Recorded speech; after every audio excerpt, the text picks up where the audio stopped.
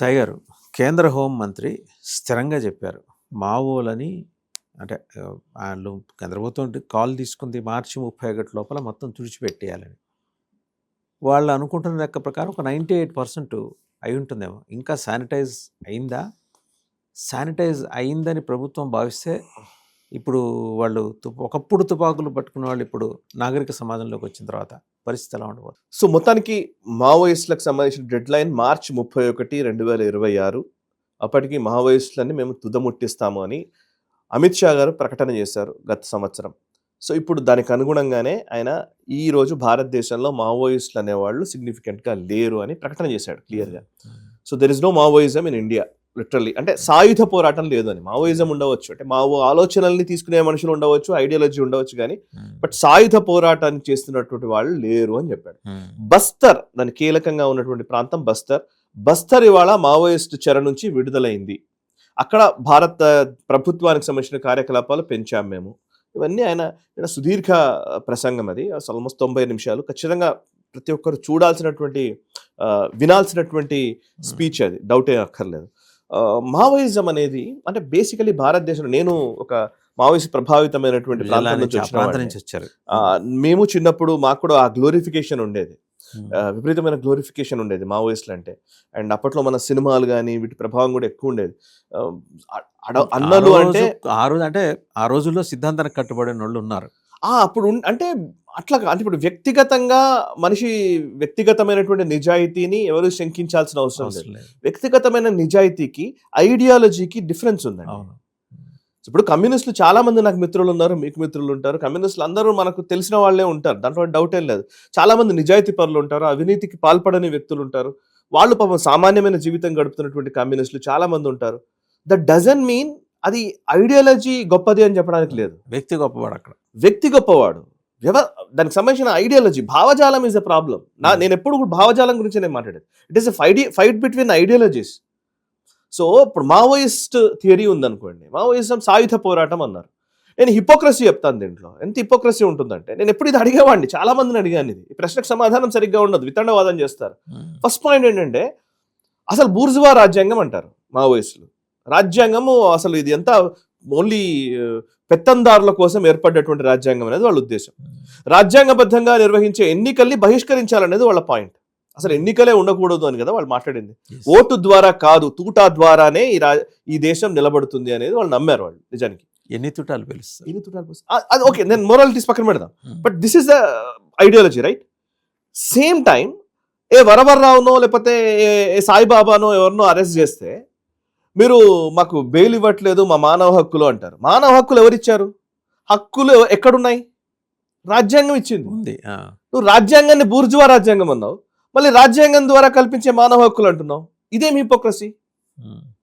నేను ఇక్కడ ఉంటాను, నాకు నా కాళ్ళు పనిచేయవు కాబట్టి సాయిబాబా అనే వ్యక్తి, ఆయన వ్యక్తిగతంగా మంచోడా చెడ్డోడా అని మాట్లాడతాను. నేను ఐడియాలజీ మాత్రమే మాట్లాడుతాను.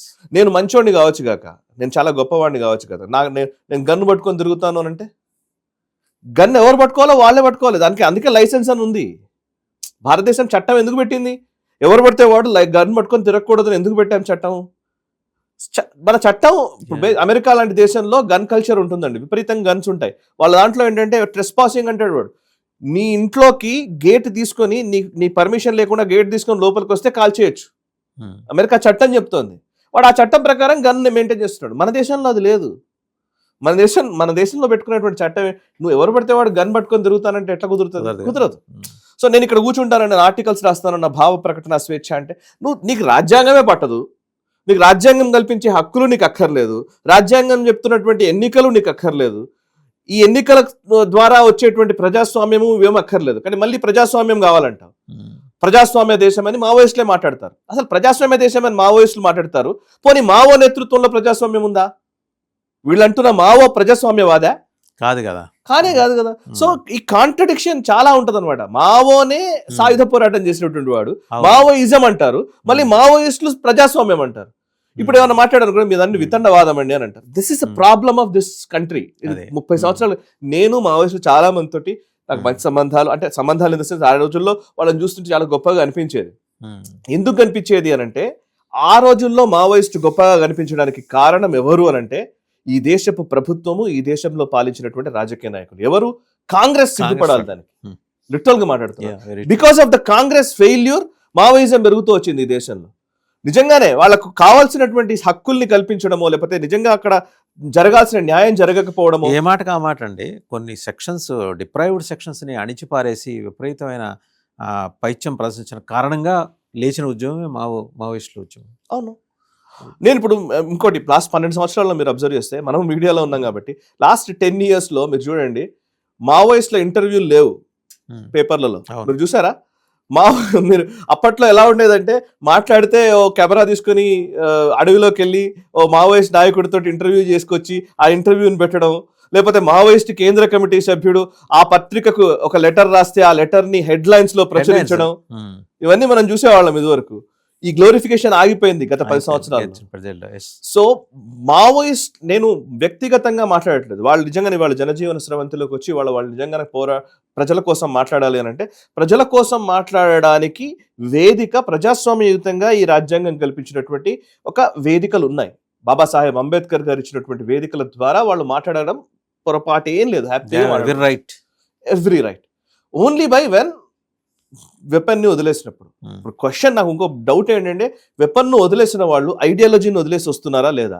ఈ ప్రశ్న మనం అదైతే కనిపించట్లేదండి. ఎందుకంటే నేను 2-3 సీనియర్ లీడర్స్ వాళ్ళు మాట్లాడిన దాన్ని బట్టి చూస్తుంటే నాకు అనిపిస్తుంది, అనారోగ్య కారణాల వల్ల, నడిచే స్థితి లేకపోవడం వల్ల, ట్రీట్మెంట్ కోసమో, లేకపోతే మా భవిష్యత్ వాళ్ళ నెక్స్ట్ జనరేషన్స్ బాగుండటం కోసమో, ఏదో మేము లొంగిపోతున్నాం అనే పద్ధతిలో వాళ్ళు మాట్లాడుతున్నారు. కానీ వాళ్ళు ఓపెన్గా చెప్తున్నారు, ఐడియాలజీ గురించి మేము మాట్లాడడం, మేము లొంగిపోయాం అంతే. సో ప్రభుత్వం ఆశించింది సంపూర్ణంగా అయిందని మీరు అనుకుంటున్నారా? అమిత్ షా అనుకుంటున్నారా? పోనీ ప్రభుత్వం ఆశించింది సంపూర్ణంగా కాకపోవచ్చు, కానీ ప్రజలు సిద్ధంగా ఉన్నారు కొన్ని మార్పులకి. నేను ఇది చాలా గట్టిగా చెప్పగలుచుకున్నాను. ప్రజలు ఎలా ఆలోచిస్తున్నారంటే, మీరు ఒక 20-30 ఏళ్ల క్రితము కారులో షికారుకి వెళ్ళే అనే పాట వినేవాళ్ళు. అంటే కారు నడిపేవాడు, దాని పాట లిరిక్స్ మొత్తం చూస్తే కూడా అది ఎట్లుండేదంటే, కార్ అనేది చాలా డబ్బున్నవాడుకి సంబంధించింది.